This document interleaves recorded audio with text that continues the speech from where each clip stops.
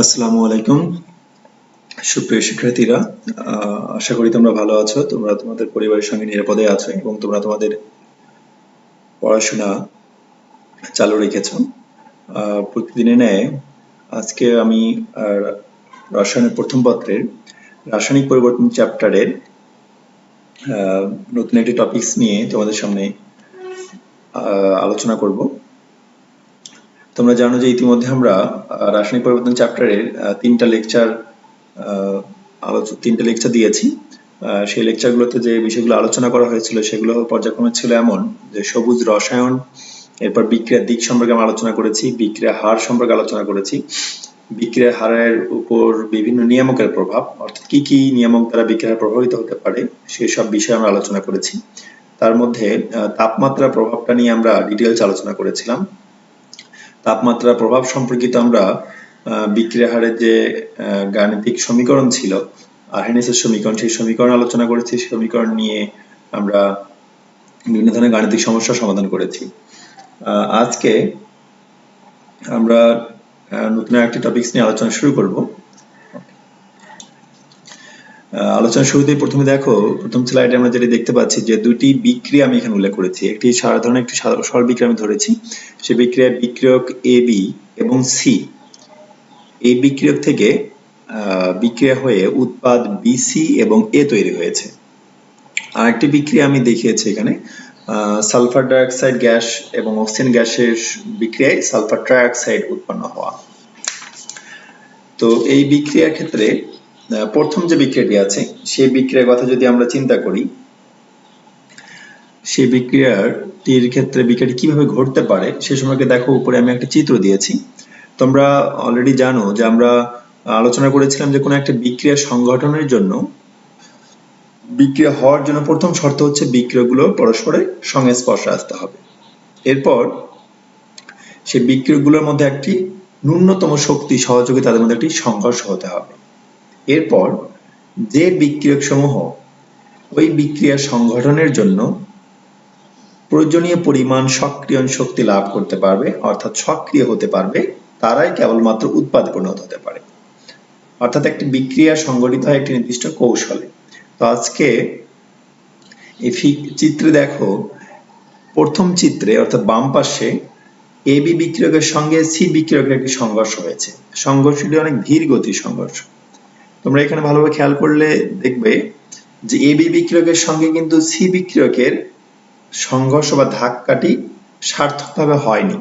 আমি আবারও বলছি, চিত্রের বাম পাশে যেটি আছে, প্রথম চিত্র যে লেখা আছে, এখানে তোমরা ভালোভাবে খেয়াল করো যে এ বি বিক্রিয়কের সঙ্গে সি বিক্রিয়কের যে সংঘর্ষটি, এটি অনেক ধীর গতির হয়েছে, সার্থক সংঘর্ষ হয়নি। অপরদিকে চিত্রের ডান পাশে যেটি আছে, অর্থাৎ দ্বিতীয় চিত্রে যেটি আছে, সেখানে দেখো এ বি বিক্রিয়কের সঙ্গে সি বিক্রিয়কের একটি সার্থক সংঘর্ষ হয়েছে। ফলে এ বি বিক্রিয়কের পুরাতন বন্ধন ভেঙে সি বিক্রিয়কের সঙ্গে বিসি উৎপাদ এবং এ উৎপাদ উৎপন্ন হয়েছে।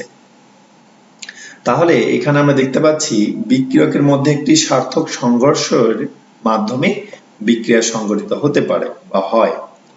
তাহলে অবশ্যই তোমরা বুঝতে পারছো যে আজকের আলোচনাটি কি। তোমরা ঠিক ধরেছো, আজকের আলোচনাটি হচ্ছে রাসায়নিক বিক্রিয়া সংগঠনের জন্য কি কি তত্ত্ব অনুযায়ী তাদেরকে ব্যাখ্যা করা যায়, অর্থাৎ রাসায়নিক বিক্রিয়া কিভাবে সংঘটিত হতে পারে সেটার দুইটি মতবাদ আমরা আলোচনা করব। আরেকটি বিষয় আলোচনা করব, সেটি তোমরা 2 নম্বর যে বিক্রিয়াটি আছে সেটি খেয়াল করলে বুঝতে পারবে। দেখো, 2 নম্বর বিক্রিয়াটি হচ্ছে স্পর্শ পদ্ধতিতে যে সালফিউরিক অ্যাসিড তৈরি করা যায়। আমি আবারও বলছি, স্পর্শ পদ্ধতিতে অর্থাৎ কন্ট্যাক্ট প্রসেসে যে সালফিউরিক অ্যাসিড তৈরি করা যায়, সেই সালফিউরিক অ্যাসিড তৈরির প্রথম যে ধাপটি, অর্থাৎ সালফার ডাইঅক্সাইডের সঙ্গে অক্সিজেনের জারণ বিক্রিয়ায় সালফার ট্রাইঅক্সাইড তৈরি হওয়া।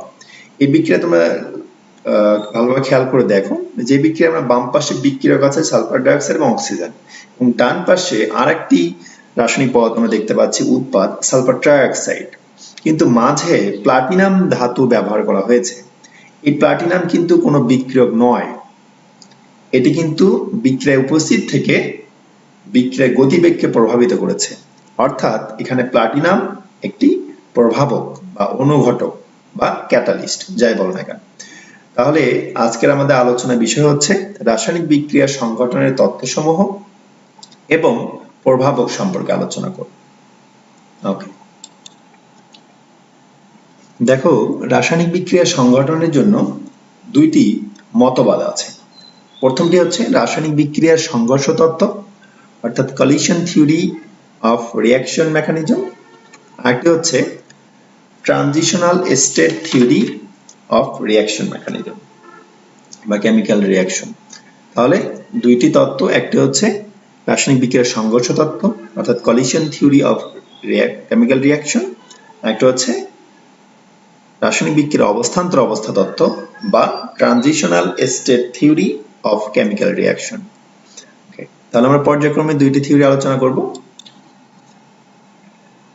দেখো, প্রথম যে থিওরিটি আছে অর্থাৎ রাসায়নিক বিক্রিয়ার সংঘর্ষ তত্ত্ব, এই তত্ত্বের তিনটি স্বীকার্য আছে। প্রথম স্বীকার্যটি হচ্ছে বা প্রথম শর্তটি হচ্ছে যে বিক্রিয়া অংশগ্রহণকারী যে কণাগুলো থাকবে অর্থাৎ অণু হোক বা পরমাণু হোক বা আয়ন হোক, এদের মধ্যে একটি সার্থক সংঘর্ষ হতে হবে।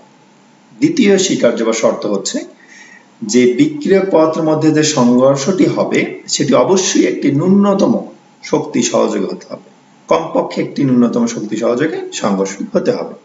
এবং তৃতীয় শর্ত হচ্ছে যে অবশ্যই সেই সংঘর্ষটি একটি নির্দিষ্ট দিক বিন্যাসে সহযোগে হতে হবে, বিন্যাস সহযোগে হতে হবে। অর্থাৎ বিক্রিয়ক যাই থাক না কেন, একের অধিক হোক না কেন, সেই বিক্রিয়কগুলো পরস্পর সঙ্গে যে সংঘর্ষ হবে এটা তার প্রথম শর্ত। সংঘর্ষটি একটি নির্দিষ্ট ন্যূনতম শক্তি সহযোগে হতে হবে এবং সংঘর্ষ একটি নির্দিষ্ট দিকে ঘটতে হবে। যে কোনো দিকে দুইটি বিক্রিয়কের সংঘর্ষ হলে কিন্তু বিক্রিয়ক থেকে উৎপাদ হবে না, অর্থাৎ বিক্রিয়া সংঘটিত হবে না। এর আগে একটু আগে যে আমরা চিত্রটি দেখলাম, সেই চিত্রটি দেখলে তোমরা ভালোভাবে বুঝতে পারবে যে এখানে কিন্তু বিক্রিয়ক এবি এবং সির মধ্যে সংঘর্ষ হয়েছে এবং সংঘর্ষটি একটি নির্দিষ্ট ন্যূনতম শক্তি সহযোগে হয়েছে। তার কারণ প্রথম এই চিত্রটির বাম পাশে যেটি আছে যে এবি বিক্রিয়কের সঙ্গে সি বিক্রিয়কের যে সংঘর্ষ, সেখানে কিন্তু সংঘর্ষটি একটি নির্দিষ্ট ন্যূনতম শক্তি সহযোগে হয়নি, সেই জন্য সেখানে বিক্রিয়াও সংঘটিত হয়নি। অপরদিকে চিত্রের ডান পাশে যেটি আছে সেখানে কিন্তু এবি বিক্রিয়কের সঙ্গে সি বিক্রিয়কের কিন্তু সংঘর্ষটি একটি নির্দিষ্ট ন্যূনতম শক্তি সহযোগ হয়েছে, ফলে সেখানে কিন্তু বিক্রিয়া সংঘটিত হয়েছে।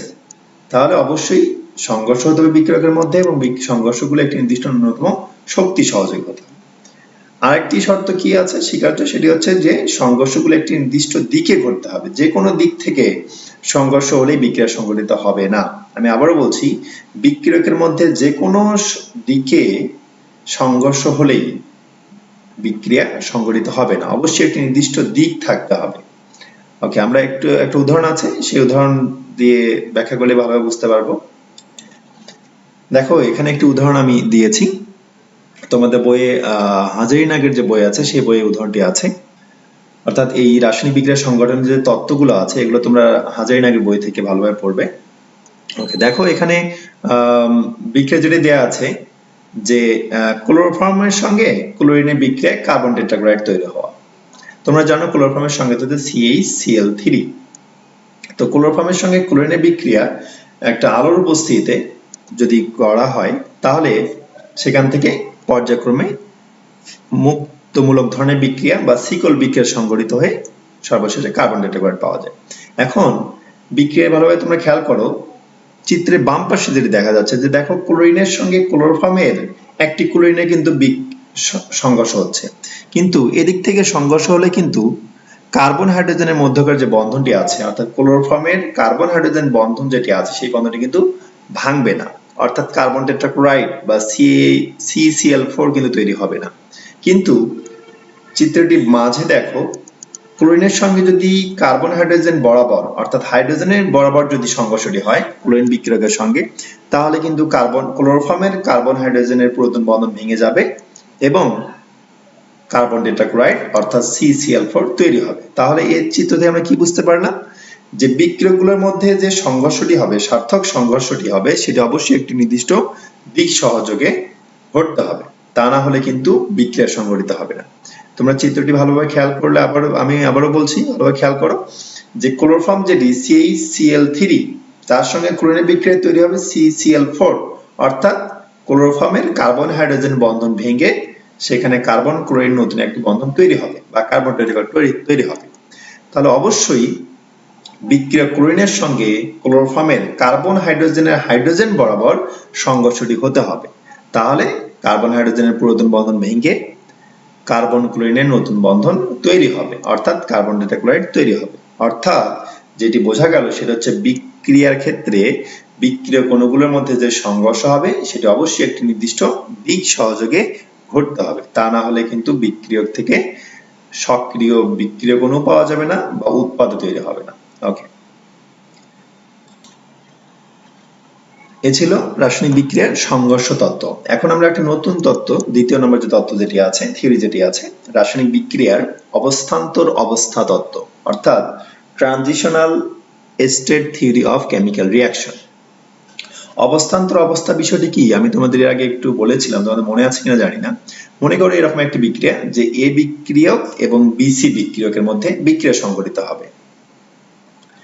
খেয়াল করো এ এবং বিসি বিক্রিয়ক যে আছে, বিক্রিয়কের মধ্যে সংঘর্ষ হয়ে তারা সক্রিয় হয়েছে, অর্থাৎ সক্রিয়ণ শক্তি তারা লাভ করেছে। এখন তারা উৎপাদে পরিণত হবে, কিন্তু উৎপাদে উৎপন্ন হওয়ার আগে যেটি তাদেরকে করতে হবে যে বিসি বিক্রিয়কের পুরাতন বন্ধন কিন্তু ভাঙতে হবে এবং এ বিক্রিয়কের সঙ্গে এ বি একটি নতুন বন্ধন তৈরি হতে হবে। অর্থাৎ পর্যায়ক্রমে বিসি বিক্রিয়কের পুরাতন বন্ধন ভেঙে যাবে এবং এর সঙ্গে বির নতুন বন্ধন তৈরি হবে। তাহলে কোন একটি বিক্রিয়ার মধ্যবর্তী যে অবস্থাটি, অর্থাৎ যে মুহূর্তে পুরাতন বন্ধনগুলো ভেঙে যায় এবং নতুন বন্ধন গঠিত হয়, সেই মধ্যবর্তী অবস্থাটাকে কিন্তু বলা হয় সক্রিয়ণকৃত জটিল অবস্থা বা অবস্থান্তর অবস্থা, অর্থাৎ ট্রানজিশন স্টেট। এই অবস্থার পরে কিন্তু আমরা উৎপাদ পাই। আসলে আমরা যে বিক্রিয়াগুলো সাধারণত ল্যাবরেটরিতে করি সেক্ষেত্রে কিন্তু আমরা বাইরে থেকে এই অবস্থান্তর অবস্থাটা দেখতে পাই না, অর্থাৎ এটা ভিজিবল না। আমরা শুধুমাত্র বিক্রিয়ক দেখি এবং উৎপাদ দেখি, কিন্তু অবশ্যই বিক্রিয়ার ক্ষেত্রে তাদের একটি মধ্যবর্তী অবস্থা বা অবস্থান্তর অবস্থার সৃষ্টি হয়, যেটাকে আমরা সক্রিয়ণকৃত জটিল অবস্থা বলবো।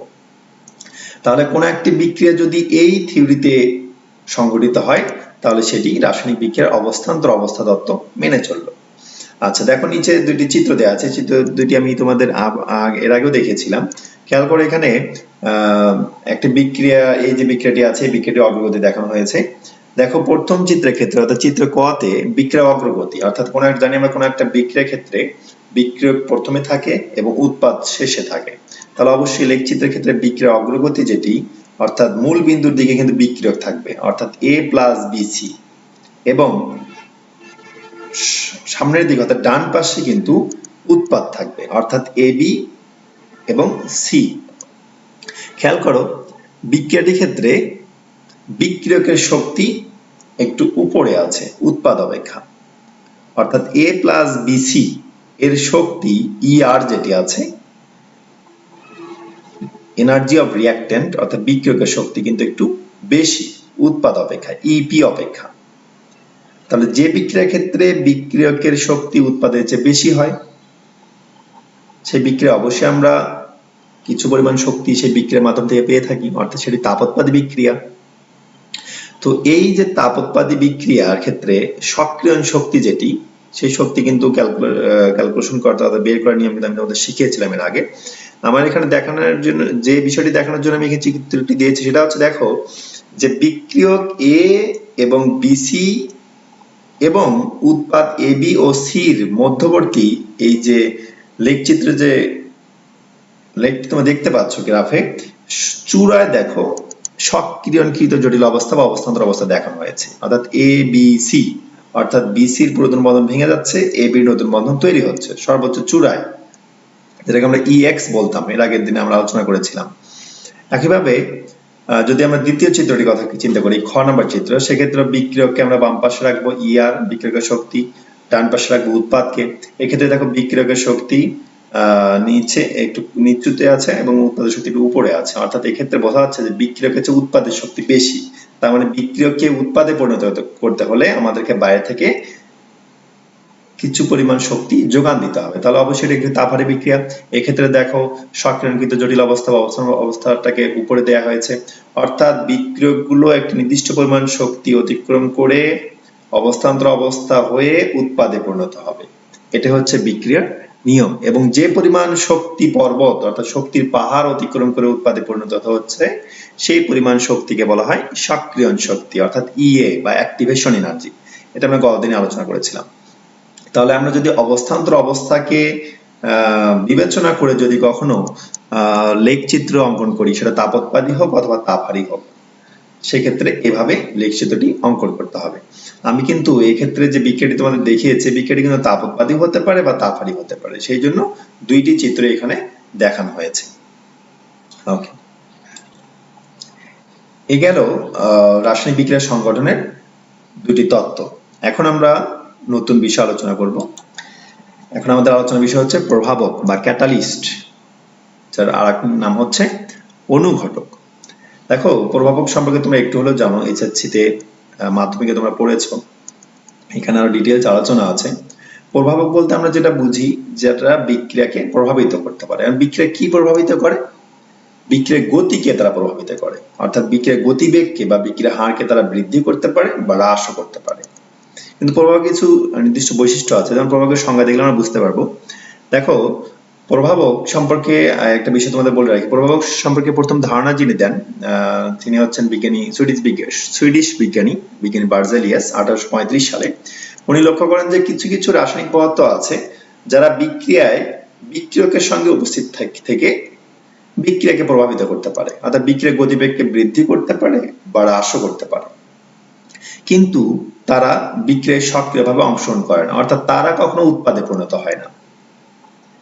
এই ধারণা থেকে উনি কিছু কিছু রাসায়নিক পদার্থের প্রভাবন শক্তি বা প্রভাবক ধর্ম ব্যাখ্যা করেন। ওকে, তাহলে প্রভাবকের সংজ্ঞাটি কি? যে সকল রাসায়নিক পদার্থ বিক্রিয়ায় বিক্রিয়কের সংস্পর্শে উপস্থিত থেকে রাসায়নিক বিক্রিয়ার গতিকে বৃদ্ধি বা হ্রাস করে এবং বিক্রিয়ার শেষে অর্থাৎ ফাইনালি তারা ভর এবং ভৌত অবস্থায় অপরিবর্তিত থাকে, তাদেরকে প্রভাবক বা অনুঘটক বলে। তাহলে আমরা কি বুঝলাম?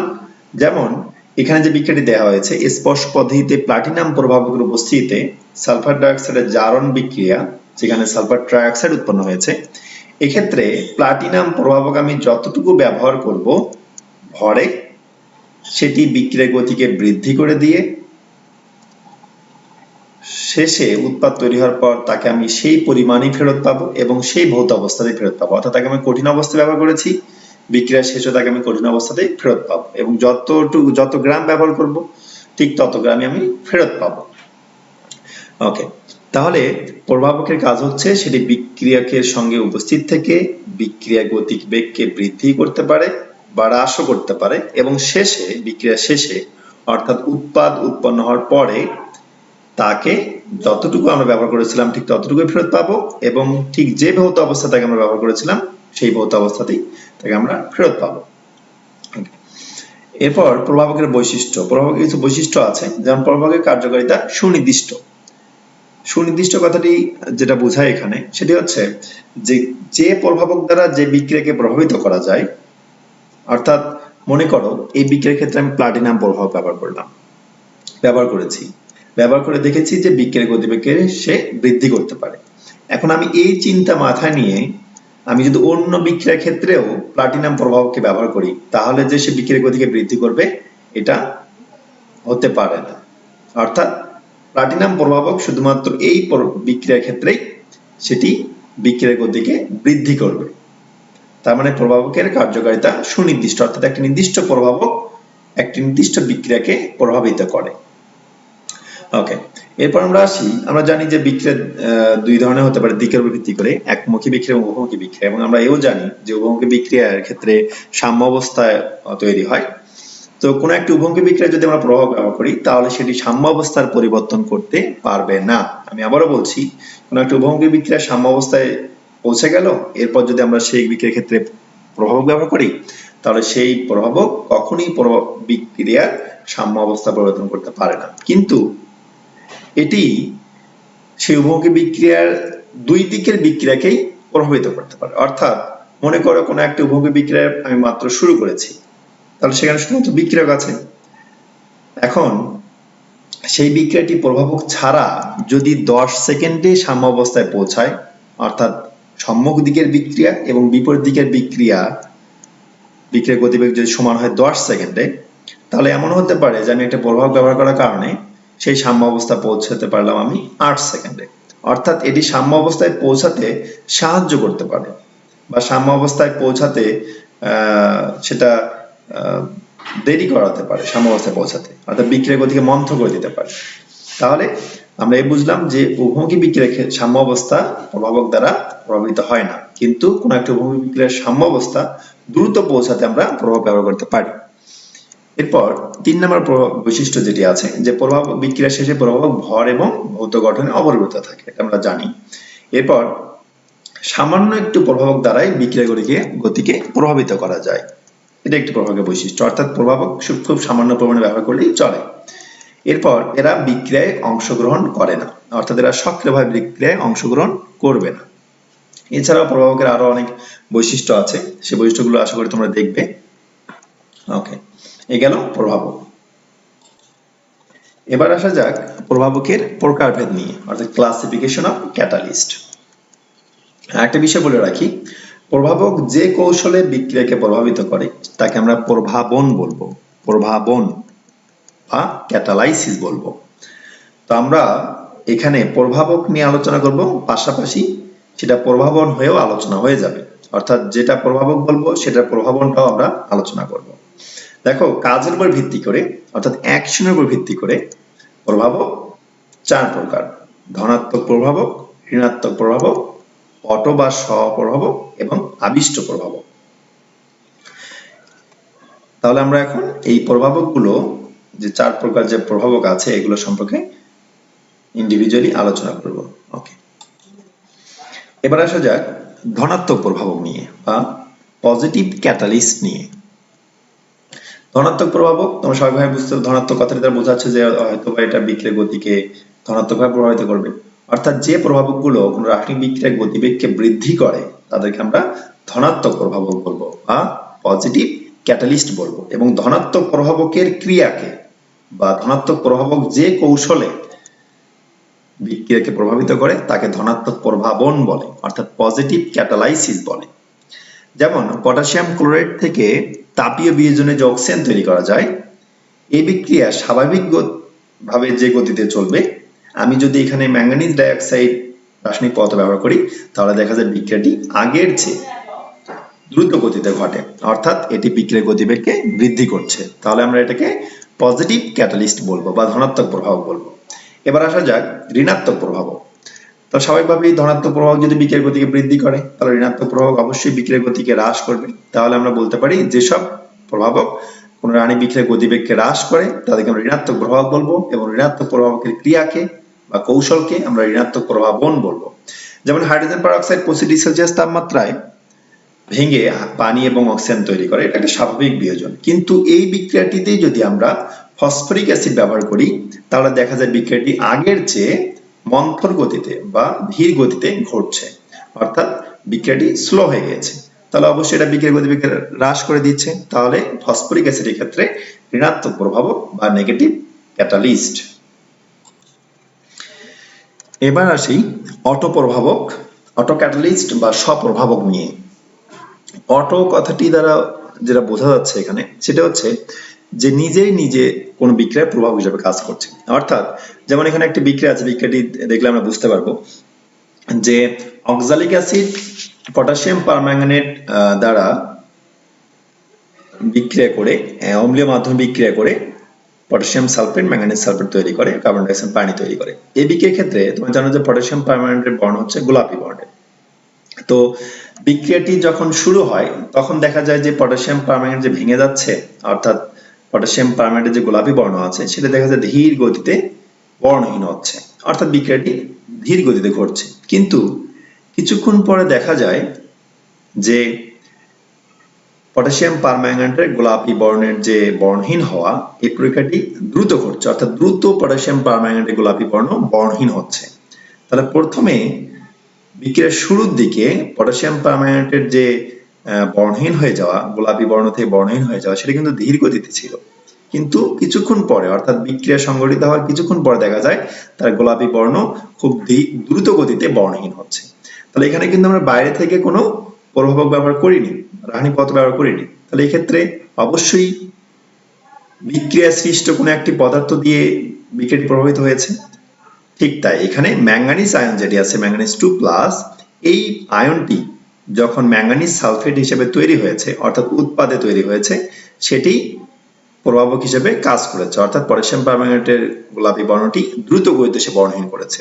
তাহলে এক্ষেত্রে আমরা কি বুঝলাম, যে বিক্রিয়া থেকে সৃষ্ট কোনো একটি রাসায়নিক পদার্থ অর্থাৎ উৎপাদই যদি সেই বিক্রিয়ার গতিকে প্রভাবিত করে, তাহলে তাকে আমরা অটোপ্রভাবক বা স্বপ্রভাবক বলবো। আমি আবারও বলছি যে কোনো একটি বিক্রিয়ায় বাইরে থেকে কোনো প্রভাব ব্যবহার করা হয়নি, কিন্তু বিক্রিয়া সৃষ্ট উৎপাদই যদি বিক্রিয়ার গতিকে প্রভাবিত করে, তাহলে সেই প্রভাবককে বলা হয় অটোপ্রভাবক বা স্বপ্রভাবক, এবং সেই কৌশলকে বলা হয় অটোপ্রভাবন বা স্বপ্রভাবন। এবার আসা যাক আবিষ্ট প্রভাবক, ইনডিউসড ক্যাটালিস্ট যেটা বলা হয়। আবিষ্ট প্রভাবক বিষয়টি তোমরা জানো, আবিষ্ট অর্থ হচ্ছে যে কারো একজনের দ্বারা আরেকজন আবিষ্টিত হওয়া, একজনের দ্বারা আরেকজন প্রভাবিত হওয়া। যেমন সোডিয়াম সালফাইড বিক্রিয়া দেখলে আমরা বুঝতে পারবো, সোডিয়াম সালফাইড অক্সিজেন দ্বারা জারিত হয়ে সোডিয়াম সালফেট তৈরি করে। একই পদ্ধতিতে যদি সোডিয়াম আর্সেনাইডকে যদি অক্সিজেন দ্বারা আমরা জারিত করি, তাহলে দেখা যায় বিক্রিয়া সংঘটিত হয় না, অর্থাৎ সোডিয়াম আর্সেনাইড অক্সিজেন দ্বারা স্বাভাবিকভাবে জারিত হয় না। কিন্তু এই দুইটি বিক্রিয়ক অর্থাৎ সোডিয়াম সালফাইড, সোডিয়াম আর্সেনাইড এবং অক্সিজেন যদি একসঙ্গে বিক্রিয়া করা হয়, মিশ্রিতভাবে করা হয়, তাহলে দেখা যায় সোডিয়াম সালফাইড জারিত হয়ে সোডিয়াম সালফেট অর্থাৎ Na2SO4 এবং সোডিয়াম আর্সেনাইড জারিত হয়েও সোডিয়াম আর্সেনেট তৈরি করে অর্থাৎ Na3ASO4। তাহলে সোডিয়াম আর্সেনাইড পৃথকভাবে অক্সিজেন দ্বারা জারিত হলো না, কিন্তু যখনই আমি সোডিয়াম সালফাইড অর্থাৎ Na2SO3 এর সঙ্গে বিক্রিয়া করলাম মিশ্রিতভাবে, তখন উভয়ই জারিত হলো। তাহলে অবশ্যই এক্ষেত্রে সোডিয়াম সালফাইড দ্বারা সোডিয়াম আর্সেনাইড প্রভাবিত হয়েছে, তাহলে এক্ষেত্রে সোডিয়াম সালফাইডকে বলা হবে আবিষ্ট প্রভাবক। ওকে, তাহলে আমরা কি বুঝলাম, যে আবিষ্ট প্রভাবক এক্ষেত্রে সোডিয়াম সালফাইড।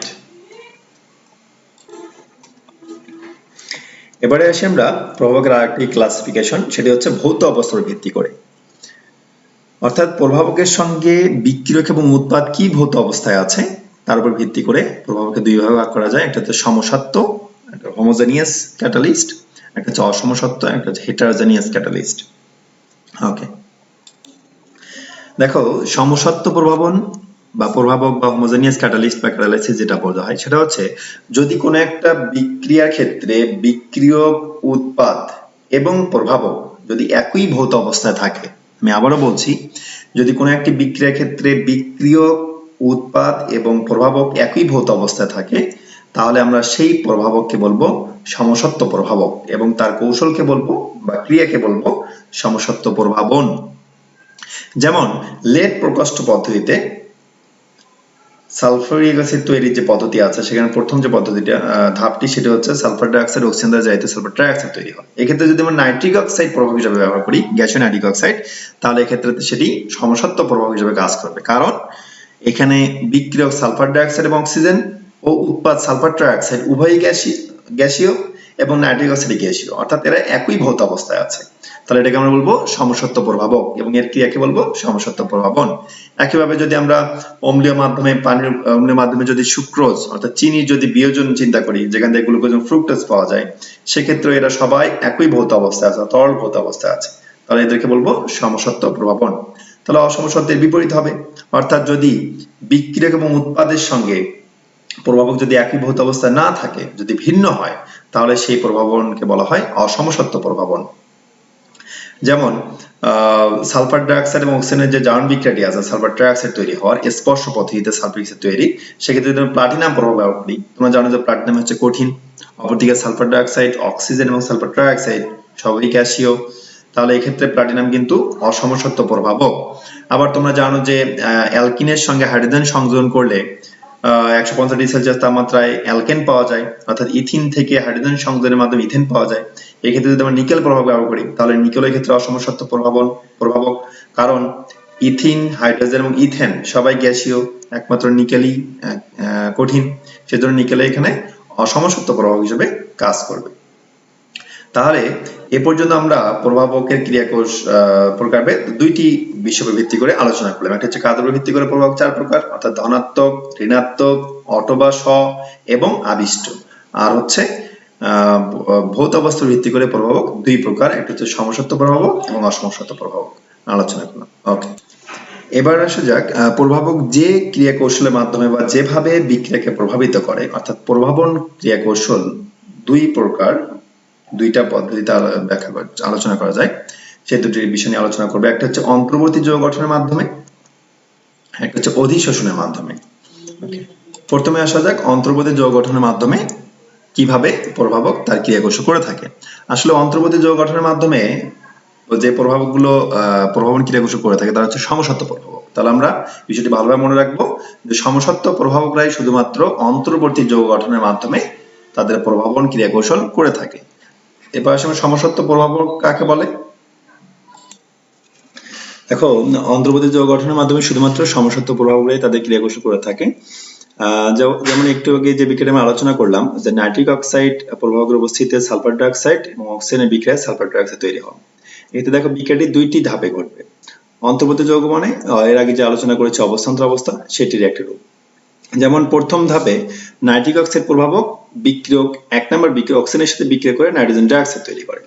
সেই নাইট্রোজেন ডাইঅক্সাইড অপর যে বিক্রিয়ক আছে সালফার ডাইঅক্সাইডের সঙ্গে বিক্রিয়া করে সালফার ট্রাইঅক্সাইড উৎপাদ তৈরি করে, এবং প্রভাবক যে আমরা প্রথম ধাপে নাইট্রিক অক্সাইড 2 মোল ব্যবহার করেছিলাম সেই 2 মোল কিন্তু আবার ফেরত পেলাম, অর্থাৎ পুনর্জন্ম ঘটলো, যে প্রভাবকটা আবার ব্যবহৃত হবে। তাহলে এই ক্ষেত্রে নাইট্রোজেন ডাইঅক্সাইড যে তৈরি হলো, নিট বিক্রিয়া দেখো নাইট্রোজেন ডাইঅক্সাইড যেটি তৈরি হয়েছে সেটি কিন্তু নেই, অর্থাৎ এটি বিক্রিয়ার মধ্যেই তৈরি হয়েছিল, অর্থাৎ এটি অন্তর্বর্তী যৌগ। তাহলে সমসত্ব প্রভাবকরা কিভাবে ক্রিয়া কৌশল করবে? অন্তর্বর্তী যৌগ গঠনের মাধ্যমে। ওকে, আজকে এই পর্যন্তই। আমরা আগামী দিনে ইনশাআল্লাহ অধিশোষণের মাধ্যমে যে অসমসত্ব প্রভাবগুলো যে ক্রিয়া কৌশল করে থাকে, প্রভাবন কৌশল করে থাকে, সেটি আমরা আলোচনা করব এবং তারপরের অংশগুলো আলোচনা করব। সে পর্যন্ত তোমরা ভালো থাকবে এবং তোমরা তোমাদের পড়াশোনা চালিয়ে রাখবে। তোমরা ঘরে থাকো, নিরাপদে থাকো এবং সামাজিক দূরত্ব বজায় রেখে তোমরা তোমাদের পড়াশোনা চালু রাখবে। ধন্যবাদ সবাইকে।